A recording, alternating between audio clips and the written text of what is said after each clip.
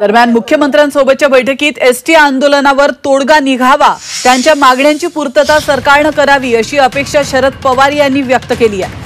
तर 2 वर्षांपूर्वी एसटी कर्मचाऱ्यांसाठी आंदोलन करणारे आता कुठे गेले असा सवाल आदित्य ठाकरे यांनी सरकारला विचारलाय।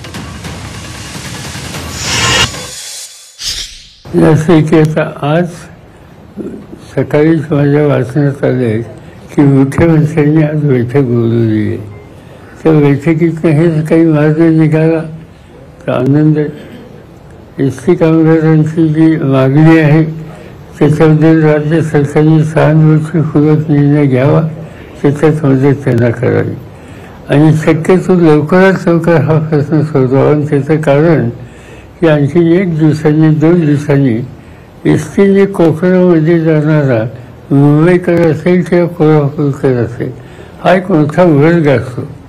सणासुदीचे दिवस आहेत आणि त्याच्यात लोकांना यातना होऊ नयेत अशी भूमिका राज्य सरकारने घ्यावी आणि एसटी कामगारांच्या प्रश्नाची लवकर सोडवणूक करावी।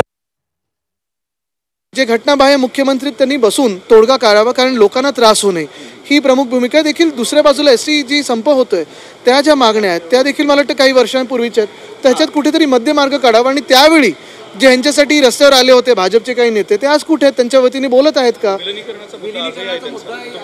एक्झॅक्टली, पण त्यावेळी जे आंदोलन करण्यासाठी भाजपवाले पुढे आग लावत होते, चाव्या मारत होते ते आज कुठे आहेत?